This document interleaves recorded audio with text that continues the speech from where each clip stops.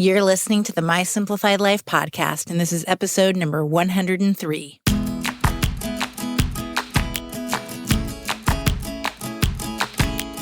Welcome to the My Simplified Life podcast, a place where you will learn that your past and even your present don't define your future. Regardless of what stage of life you're in, I want you to feel inspired and encouraged to pursue your dreams, simplify your life, and start taking action today.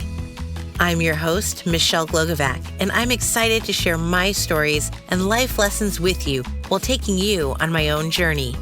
This is My Simplified Life.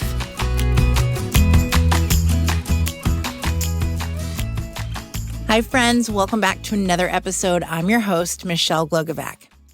Are you a good storyteller? Have you heard that you need to be a good storyteller in order to land interviews in media? I've even seen bios and profile descriptions touting people as a storyteller. We all have a story to tell, right? We're all storytellers in essence, but it's in how we tell our stories and communicate with others that will hook them in. So today, I want to talk about what it takes to be a good storyteller.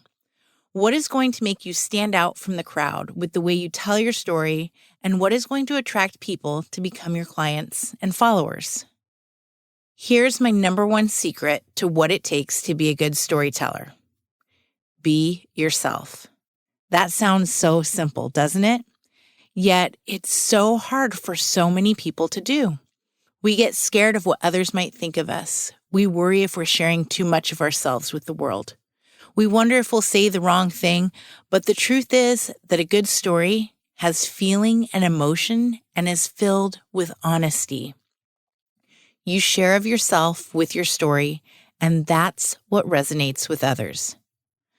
No one wants to hear from a robot. As human beings, we crave connection, and a good story creates connection. If you can share of yourself openly and detail an experience, then you have the structure of what a good story is. Here's where I need to add that it's not only in your story, but it's in knowing how to deliver it. You can't ramble on and on. By that, I mean you have to stick to the direction your story goes in.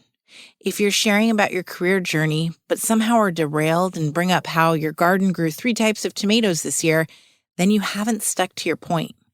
You need structure, and a good story has a beginning, a middle, and an end.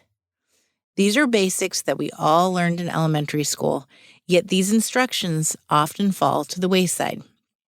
There has to be a point in which your story not only stays the course, but also wraps up and has an ending. So what's your story? This question might have some of you running away right now, but it's one that we are met with whether we are meeting someone for the first time or have a podcast interview. Your story might be about your life journey, or it could be the story of what you do, what the impact is that you're making, a specific project you're passionate about. I have a number of examples from my own experience when it comes to storytelling. For starters, you're listening to my story every single week. My podcast is 103 chapters of my story. Another one of my stories relates to last week's episode around my TedX Talk topic. I'm passionate about ensuring my children are anti-racist and speak up. But why? Why is this such a big deal for me? This is the story I am telling and encompasses how my 5-year-old boy caught the news one evening and how that unraveled into many questions from him and me having to find the answers. I share his exact words and they create an image. We all know the scene of George Floyd on the ground with a knee on his neck, and now picture a 5-year-old boy asking what that man did to deserve that, and why is my buddy being so mean to him? It's using that imagery and real-life happenings that create the story you want to tell. You want to allow your listener to be right next to you in the moment that your story unfolds. You want to make them feel what you felt and to see what you saw. It's powerful to be able to tell a story with emotion and to bring up that emotion in another person. We want that emotion to be stirred because it's what connects us. The story makes you relatable. Being a great storyteller isn't just for interviews or books. You can utilize storytelling skills when you want to relate with someone else and pitch them. I have to admit that this is a skill that I naturally use without thinking about it. Here's an example of mine. I discovered Meaghan B. Murphy, editor-in-chief of Women's Day, who was on episode 89, and I really wanted to have her on the show. I had read her book, I was already following her, so I sent her an email asking if she'd like to be a guest, and then I did what I do with every pitch I send. I related to her on a personal level. I told her that in the book and on a recent post, I saw that she lost her father from pancreatic cancer. In addition to telling her how sorry I was, I let her know that I also lost my own father to pancreatic cancer, as well as my mother-in-law. I vividly remember the diagnosis, the caretaking, and ultimately the deaths of both of these important people in my life. Meaghan replied to my email with a yes, and we booked a time.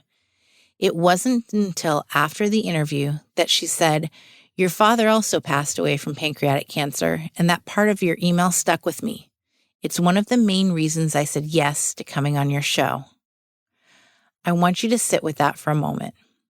It was in sharing my own story that resonated with her and made her want to talk to me on a deeper level. Storytelling is about opening up about yourself. I've read that storytelling disconnects from the truth because it's simply a story, but I would challenge that assumption and say that a good story is simply that. It's about the way you share your experience. Do you relate to your audience on their level? Are you able to take the same story and yet share it in different ways to address a different group? If we go back to my TEDx interview where I spoke from the heart into what I originally thought was a simple panel of somewhat like-minded people, I've shared this same story with other moms, and it resonated deeply. With this group, it brought up feelings of discomfort, and yet to be honest with you, I'm glad that's how my story came across. I could also share this story with children, but I would tweak it to be able to help them see and understand the context without using words such as murdered or killed or hate. A good storyteller has the ability to not only craft their story and relay it in a meaningful way, but is able to read their audience and understand what will resonate with them. Storytelling is a skill and a tactic that individuals use during speeches, politicians and CEOs use to address the public, a company uses to attract their buyers, a publicist to pitch their clients, a parent to encourage their child to fall asleep on their own, or the importance of doing homework. Storytelling is a masterful art that every single one of us should be practicing and using every single day. It can be a tool of persuasion and relating.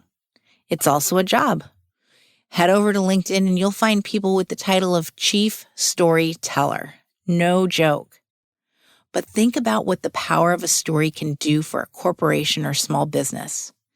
The CEO and founder have a story of how they got to where they are. The company has a story of how and why it was formed. They have values and a mission statement that tells a story to not only consumers, but to team members as well. Every salesperson should have a story to tell when trying to sell the product or service. Every press release and announcement that goes out will have a story along with it. A good storyteller will be able to translate a story to reach a broader audience, and this doesn't just have to do with selling or relaying the history of the company. This has to do with being able to relate to various audiences and knowing how to reach them. A personal example of this for me was when I did some joint customer visits in my aviation days. I was in Seattle visiting a flight department of a very well-known department store, and I had the salesperson for the account with me. We were sitting in a big boardroom, and the goal was to gain the home-based fuel for their department. This means that we are already selling them fuel around the world, but a flight department buys the bulk of their fuel wherever their home base is, and that was up for grabs. My teammate had a brilliant mind and started off by describing the process of how oil is turned into fuel and pipelines and deliveries and the specifications of it all. I looked across the table at the clients, and their faces were glazed over. This team wasn't worried about how their jet fuel was made and transported. Their job was to get quality fuel at a lower price. And so I stepped in. I explained that the gist of what my teammate was saying is that fuel, much like the gas in our cars, comes from the same places. They travel along the same pipelines, and therefore the quality is relatively similar. In addition to this, we have testing systems in place, and due to the fact that we buy so much fuel around the world, we are buying in bulk and can offer them a lower price. Their reactions? Smiles and nods because they got it. Being a good storyteller is about reading the room. It's about understanding how to communicate with others and knowing when to explain more, step back, or wrap things up with a pretty bow. For those whose storytelling comes naturally, this seems like no big deal. I'll admit that when I think about it, I don't feel it's a big deal. But when I look back at the example I just gave you, I see the true difference in what it means to be a storyteller and someone who just isn't. So for those that storytelling doesn't come naturally, is it something you can learn? I think if you're adaptable and coachable, then yes, it is. For my former teammate, he knew that storytelling wasn't his forte, and he was always grateful when I would join him on presentations because I could tell the story and help him land the sale while he provided unique and specific details.